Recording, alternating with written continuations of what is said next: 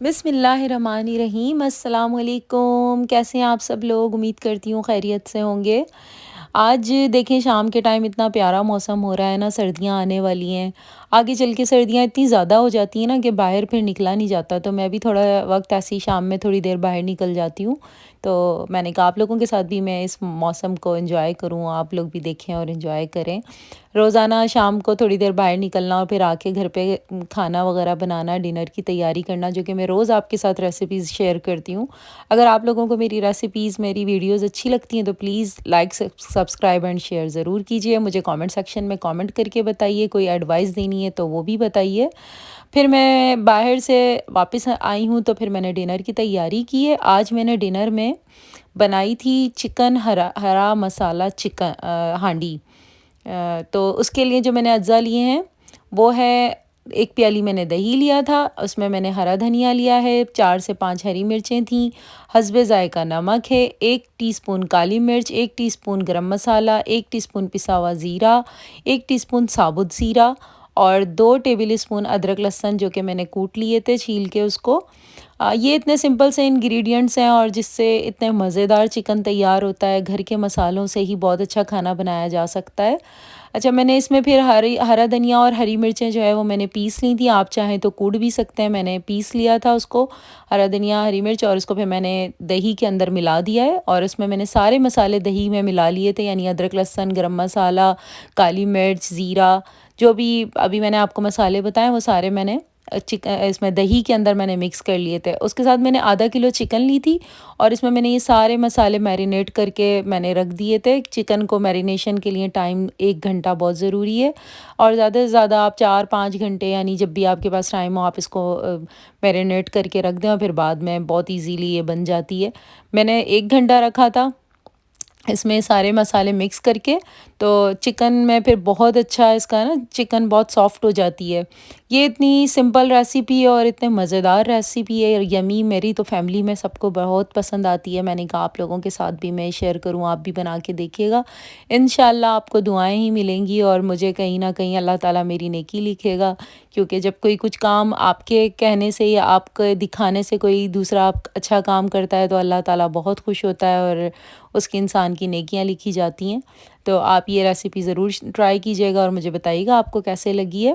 اچھا، پھر ہم نے اس کو چکن کو بہت اچھی طرح سے مکس کر کے اس کے اندر میں نے آدھا لیمن، اس کے اوپر میں نے آدھا لیمن بھی ڈالا تھا تاکہ چکن سافٹ ہو جائے اس سے، اور اس کا فلیور بہت مزے کا آتا ہے لیمن کا، تو آپ یہ لیمن بھی اس کے اندر ضرور ایڈ کریے گا، اور پھر اس کو مکس کر کے آپ رکھ دیجیے گا فریج میں ہی رکھنا زیادہ بہتر ہے۔ اگر جلدی بنانی ہے تو باہر بھی رکھ سکتے ہیں، لیکن فریج میں زیادہ رکھنا اچھا ہوتا ہے، تو آپ اس کو فریج میں رکھ دیجیے گا اور پھر بعد میں اس کو نکال کے بنائیے گا۔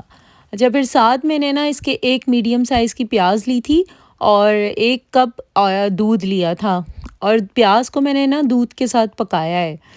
جب دودھ کے ساتھ اس میں پیاز پکے گی نا تو وہ اتنا مزے کا اس کا فلیور ہوتا ہے نا دودھ اور پیاز کا، جو کہ پھر بعد میں نے چکن کے اندر پھر ایڈ کیا تھا، وہ اس کو بلینڈ کر کے، لیکن پہلے آپ اس کو 1 کپ دودھ کے اندر پیاز کو پکا لیں، 10 منٹ آپ اس کو پکا لیں، اور تاکہ وہ پیاز کا جو ایک کچا پن ہوتا ہے وہ نکل جائے، اور پھر بعد میں اس کو پیس لیں، آپ بلینڈ کر لیں، ایک پیسٹ بنا لیں، یعنی کہ یہ میں ریسیپیز آپ کو اسٹیپ بائی اسٹیپ اس لیے بتاتی ہوں تاکہ آپ کو پکانے میں آسانی ہو اور آپ ایزیلی اس اسٹیپ کو فالو کر سکیں۔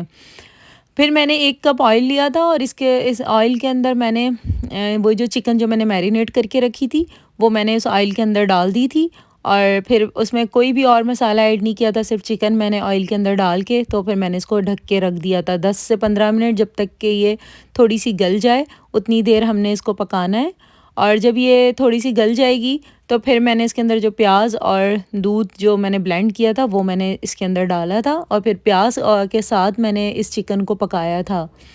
اور یہ دیکھیں اتنا مقصد بہت ایزی ریسیپیز ہوتی ہیں، آپ اس کو بنا کے دیکھا کریں، انشاءاللہ آپ کے گھر میں سب کو پسند آئیں گی یہ ریسیپی۔ آپ دیکھیں میں نے پھر اس کو نا پیاز کے ساتھ چکن کو میں نے پکا لیا تھا، جب تک پکایا تھا جب تک کہ اس میں آئل اوپر نہیں آ گیا تھا اور یہ بہت اچھی طرح بھن نہیں گئی تھی، سارا اس کا آئل آ گیا تھا اوپر، اور اس کا اتنی پیاری سی اس کی چکن کی شکل مقصد ڈش کی ہو گئی تھی نا. جب آپ بنائیں گے تو آپ دیکھیں گے کہ یہ کتنا مزیدار یہ ڈش بنی ہے.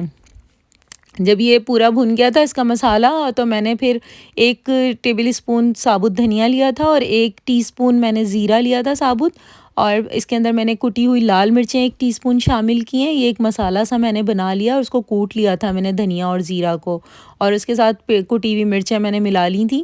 اور جب یہ تھوڑا بھن گئی تھی چکن تو جب اس کا آئل اوپر آ گیا تھا تو تب میں نے یہ مسالہ اس کے اندر ایڈ کیا تھا, کیونکہ اگر میں پہلے اس کے اندر شامل کر دیتی تو وہ چکن کی جو شکل ہے نا وہ خراب ہو جاتی ہے. کہیں میں نے سنا ہے کہ کھانے کی ذائقے کا اندازہ آپ اس کی شکل سے لگا سکتے ہیں, کہ اگر کھانے کی شکل اچھی ہے تو اس کا مطلب یہ کہ اس کا ذائقہ بھی اچھا ہے. تو میں بڑا دھیان دیتی ہوں کہ بھئی کھانے کا نا شکل, اس کی جو رنگت ہے نا وہ بہت اچھی ہونی چاہیے. تو اس لیے میں نے یہ مسالہ آخر میں ایڈ کیا, اور اس کو پھر تھوڑا سا پکا کے تو میں نے اس میں تھوڑا سا پانی شامل کر دیا تھا. اگر آپ چاہیں تو بھنا ہوا بھی رکھ سکتے ہیں, لیکن میں نے اس کے اندر تھوڑا سا پانی رکھا تھا. تو یہ کہ جب یہ بھن جائے گی تو پھر میں نے اس کے اندر ادرک, باریک کٹی ہوئی ادرک شامل کی تھی, اور میرے پاس یہ تھا کہ کریم چیز تھی تو میں نے وہ شامل کر دی تھی. اگر آپ کے پاس سمپل کریم ہے تو آپ وہ ڈال دیجیے گا. اور اس کو جو ہے بس صرف یعنی بالکل بند کر کے میں نے اس کے اندر چیز کریم ایڈ کی تھی. جب چولہا میں نے بند کر دیا تھا تو بالکل ہلکے اس پہ میں نے پھر یہ اس کے اندر ایڈ کر کے اس کو مکس کر لیا تھا. اگر آپ کے پاس سمپل کریم موجود ہے تو آپ وہ بھی چولہا بند کر کے ہی اس کے اندر ایڈ کیجیے گا.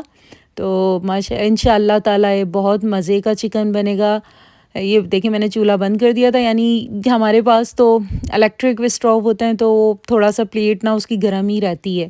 آپ چاہیں تو بالکل ہلکا سا دم کر کے, اگر آپ کے پاس گیس والا چولہا ہے تو بالکل ہلکی آنچ پہ دم پہ جب ہوتا ہے تو تب آپ یہ کریم ایڈ کیجئے گا اس کے اندر. تو مجھے بتائیے گا ضرور کہ آپ کو یہ ریسیپی کیسی لگی, آپ گھر میں بنا کر بھی ضرور دیکھیے گا. انشاءاللہ یہ ریسیپی بہت اچھی بنے گی, اور آپ مجھے بتائیں گے بھی کہ یہ آپ کو کیسی لگی ہے. اللہ تعالیٰ ہم سب کے رزق میں برکت عطا فرمائے, ہم سب کے گھروں میں خیر و عافیت رکھے. انشاءاللہ تعالیٰ کل آپ لوگوں سے ملاقات ہوگی نیکسٹ ولاگ میں اچھی ایک نئی ریسیپی کے ساتھ. تب تک کے لیے اللہ حافظ.